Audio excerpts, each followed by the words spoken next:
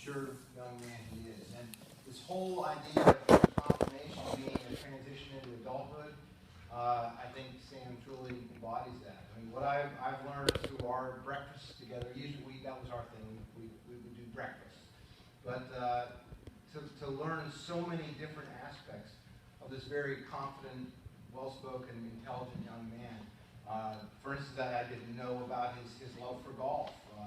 Didn't know about his passion for the trivia of presidents, or the fact that he's been able to participate in the academic games because of that knowledge.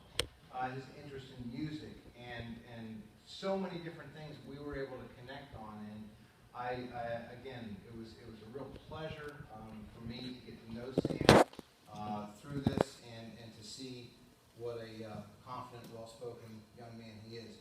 Now his stole, I'll put on here for him. Hang on.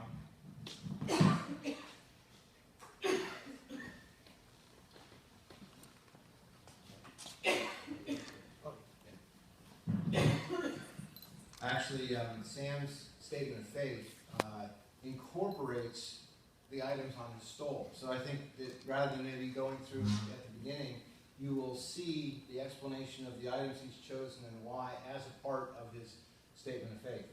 So with that, I present you Sam Casey. Here.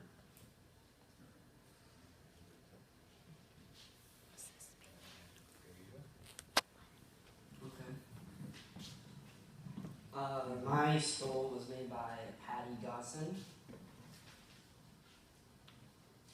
There's a little screen down at the bottom. No, on the right. Yep. Oh, no.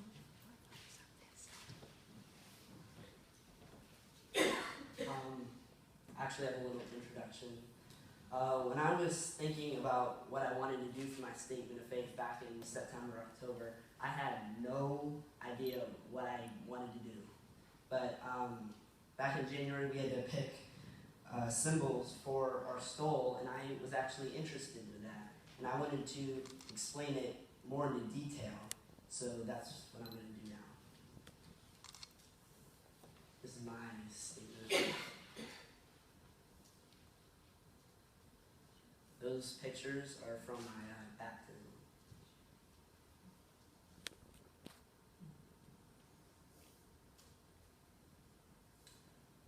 My first symbol is a tie. Very surprising. For me, it really represents my individuality. My faith is different than anyone else's. It's one of a kind, and not many people wear ties to school as a 15-year-old. Actually, no one. To me, some wise men once said, they wrote a song called Another Brick in the Wall, and I think it's important to don't just be another brick in the wall. That's actually the first day I ever wore a tie. I wore it to the Pittsburgh Zoo. I did not even have a collar. And that was the fedora that I put on. I actually started wearing them in 6th grade, and I'm still really strong. The clapper board, for me, it represents like pleasure or enjoyment in my life. In my opinion, faith should not be forced. Just like whenever you're going to watch a movie, you shouldn't be forced to watch a movie. You should pick which one you want to watch. Whether it's historical, if you like the romance, action, or even comedy, it's your decision, and it's you that comes up with if you're going to like it, if you're not going to like it. And you should definitely enjoy your faith, what you're preaching.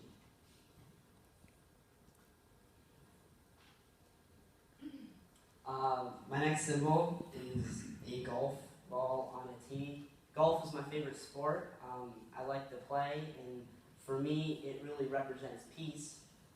Really, there's no time in my life that I can really just like sit down and like think to myself. So I usually do it on the golf course whenever I'm just in the green, in the fairway.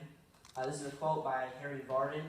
To play well, you must be tranquil and at peace. And I really think that's true, because if you're all frantic and if you're worried, if you're just thinking about too much things, you're never going to play well. And for me, that's why I play well.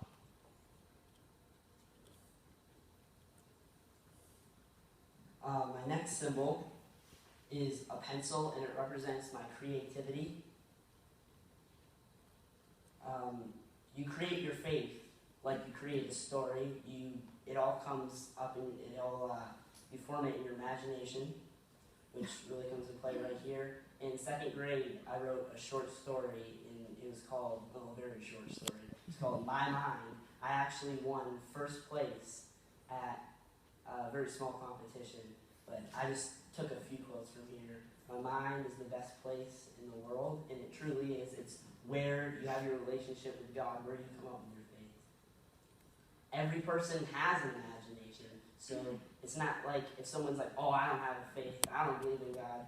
Well, at least you could come up with it because you have an imagination, you can create it. You can imagine anything you want. There's no one faith. Next, I have a piano. It's my source of fun, but it's also where I really connect with God the most. Whenever I'm playing the piano, I just really connect with Him more than any other place. This is my first piano recital. I'm sitting out there. This is before I actually joined Calvin. And it's important in faith.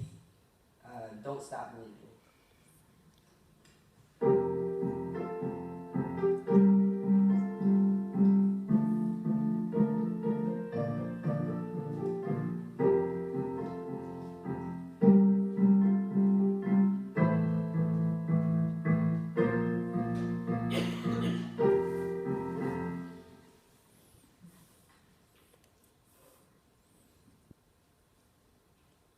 My last symbol are sunglasses.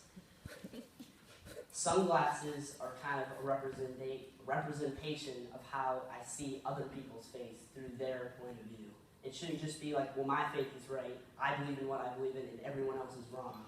It's not true. There are other faiths, and that's important to look at what their point of view is.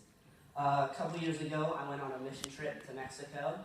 And these are a couple pictures, and what I saw was very, very different than what I was used to here at Calvin, here in Creamery Township.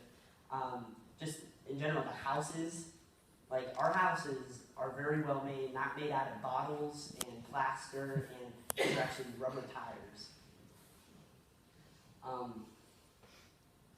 The United States is, to an extent, like kept well. There's not like that many landfills where people just dump wherever, and they have to actually go there to find stuff because they're poor and have nothing given to them. It's actually sad to look at when you put on your quote unquote sunglasses. It's definitely interesting to see, like, if there's just nothing, and maybe a shack there, a shack here. It's like so different than what I'm used to. Very eye-opening. That's a picture of me with some of the kids that we went to an orphanage, and those are some of the kids I got to get to know over the course of a week. Where's your tie? You're right.